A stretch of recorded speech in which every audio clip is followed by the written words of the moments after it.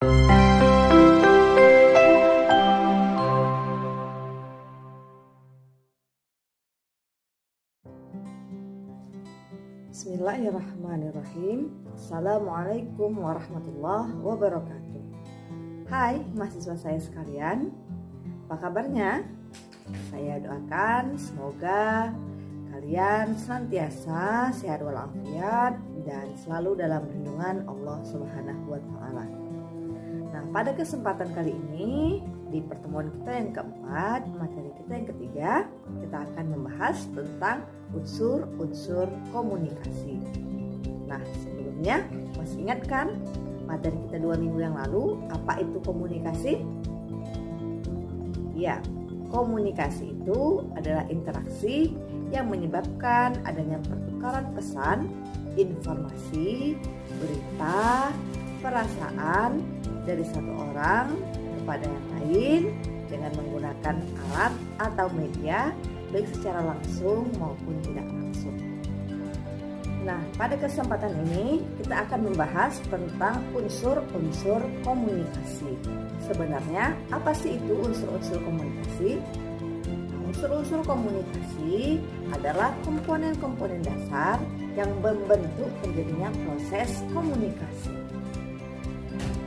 Menurut Shannon dan Lever, ada 5 unsur-unsur komunikasi yang harus kita ketahui.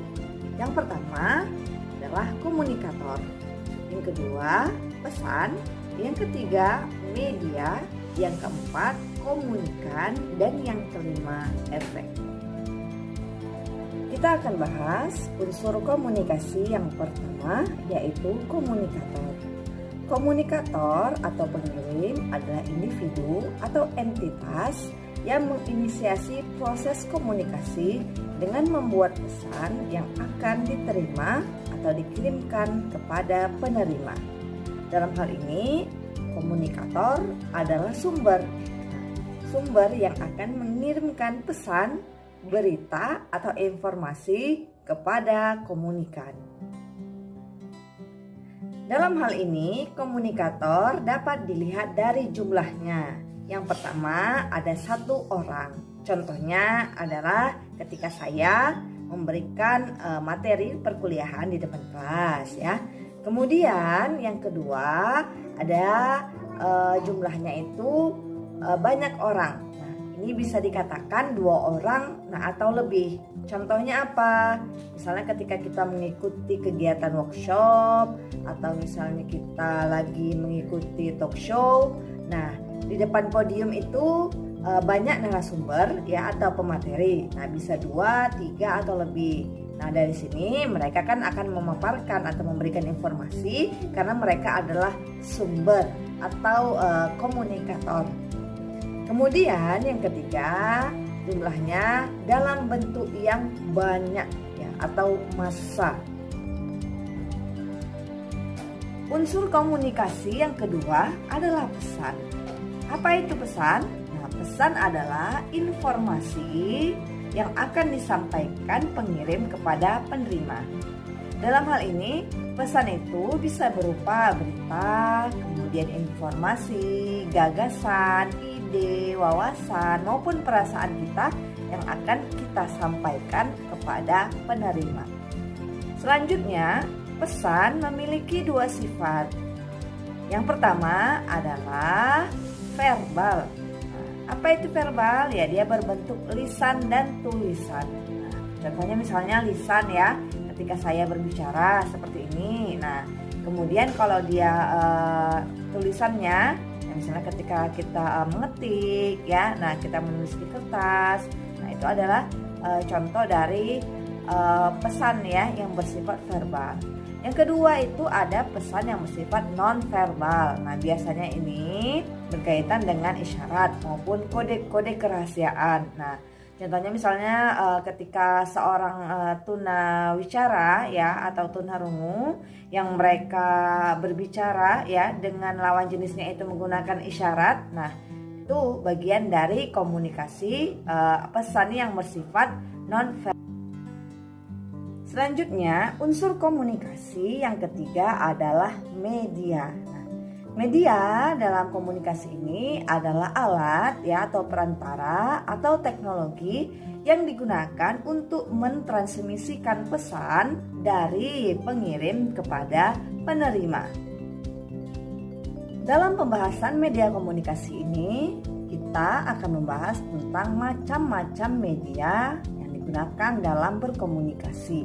Nah, yang pertama ada media elektronik, yang kedua ada media cetak, dan yang ketiga ada media massa. Nah, untuk media ini kita bahas satu-satu ya. Yang pertama adalah media elektronik. Media elektronik ini adalah bentuk perangkat baru media komunikasi yang menggunakan perangkat elektronik. Nah, dalam hal ini contohnya adalah televisi, radio, kemudian gadget yang kita miliki ada laptop dan sebagainya. Yang kedua adalah media cetak. Media cetak adalah sebuah media yang digunakan untuk memuat informasi dalam bentuk publikasi cetak. Nah, dalam hal ini contohnya itu seperti buku ya. Kemudian ada koran. Nah, yang kita ketahui selanjutnya ada majalah. Yang ketiga adalah media massa. Media massa ini adalah alat komunikasi yang digunakan untuk menyampaikan informasi kepada khalayak ramai. Jadi dalam kehidupan sehari-hari kita, kita sering ya menjumpai contoh dari media massa. Apa itu? Ya, seperti televisi, ketika kita menonton televisi, melihat berita, menyampaikan berita dari berbagai penjuru tanah air ya.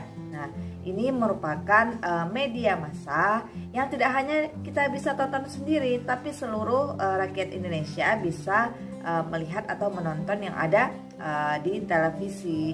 Kemudian ya, berbagai media sosial ya yang banyak kita gunakan seperti Facebook, Instagram, kemudian ada Twitter, ya, ada aplikasi seperti TikTok. Nah, ini ternyata memberikan informasi ya kepada orang banyak dimanapun berada. Nah, selanjutnya itu dalam bentuk elektronik ya. Kalau misalnya dalam media massanya dalam bentuk media cetak, ya kita bisa lihat seperti baliho misalnya. Nah, kalau misalnya kita sedang jalan-jalan ke kota, kita lihat ada spanduk penerimaan mahasiswa baru ya. Nah, itu bagian dari media massa ya yang berbentuk cetak, yaitu spanduk, ada baliho ya, kemudian ada banner, ada flyer, dan sebagainya.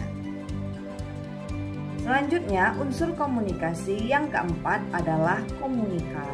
Komunikan ini adalah individu atau kelompok yang menerima informasi dari pengirim kepada penerima.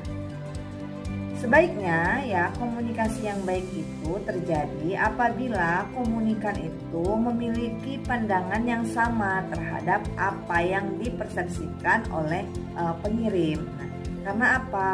Banyak kita yang ternyata salah dalam memahami pesan yang dikirim oleh penerima. Sehingga apabila terjadi distorsi pesan, inilah yang membuat kita menjadi suudzon, buruk sangka. Nah, atau pesan yang disampaikan itu tidak sampai secara utuh. Informasinya bisa berkurang atau berlebih. Nah, ini bisa jadi renungan dengan kita bahwa ketika kita menerima informasi, pesan atau berita, sebaiknya didengarkan baik-baik, kemudian disimak baik-baik agar apa yang kita terima itu benar-benar sesuai dengan apa yang pengirim sampaikan. Dan unsur komunikasi yang terakhir adalah umpan balik. Umpan balik atau feedback, ini bisa juga disebut sebagai respons atau tanggapan yang diberikan oleh penerima kepada pengirim setelah penerima ini memahami dan menerima pesan. Biasanya feedback ini terjadi apabila kita melakukan komunikasi dua arah, sehingga ketika kita melakukan komunikasi dua arah, kita perlu yang namanya tanggapan ya. Kemudian kita perlu yang namanya respons ya dari lawan bicara kita. Supaya apa? Supaya kita mengerti ternyata lawan bicara saya memahami. Nah, ketika ada yang kira-kira kurang ya, atau misalnya ada yang ingin ditanyakan, ya silahkan ditanyakan. Ya, berarti ini adalah bentuk respons atau tanggapan yang diberikan oleh penerima kepada pengirim pesan. Oke, mahasiswa saya sekalian, mudah ya. Nah, kita untuk mempelajari tentang unsur-unsur komunikasi. Ingat, ada berapa tadi? 5. Ingat ya, 5. Yang pertama itu adalah komunikator atau pengirim atau sumber. Yang kedua ada pesan. Yang ketiga ada media atau alat dan perantara. Yang keempat ada komunikan atau penerima. Yang kelima ada umpan balik atau feedback. Saya berharap semoga dalam kesempatan kali ini ya kalian bisa memahami apa sih sebenarnya unsur-unsur komunikasi. Kemudian kalian juga bisa merincikan ya jenis-jenis ya dari masing-masing unsur tersebut, ada sifat-sifatnya, kemudian ada bentuk-bentuknya. Nah, kalian bisa memahami. Karena sesungguhnya ini sudah kita terapkan loh. Nah, tinggal kita mempelajari ilmunya ya, terutama ilmu komunikasi. Apalagi kita sebagai seorang pendidik, nah, kita harus bisa memiliki komunikasi yang baik kepada anak didik kita. Sebagaimana yang dalam Al-Quran katakan ya, ada beberapa kata tentang komunikasi. Ada qaulan sadida, perkataan yang baik. Kemudian qaulan layyina, perkataan yang lemah lembut.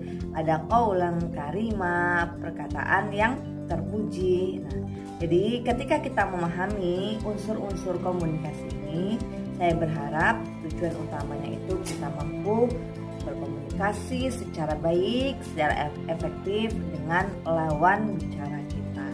Oke, terima kasih ya atas perhatiannya. Saya doakan semoga kita semua dalam keadaan sehat walafiat dan selalu dalam lindungan Allah Subhanahu wa taala. Barakallahu fikum. Assalamualaikum warahmatullahi wabarakatuh.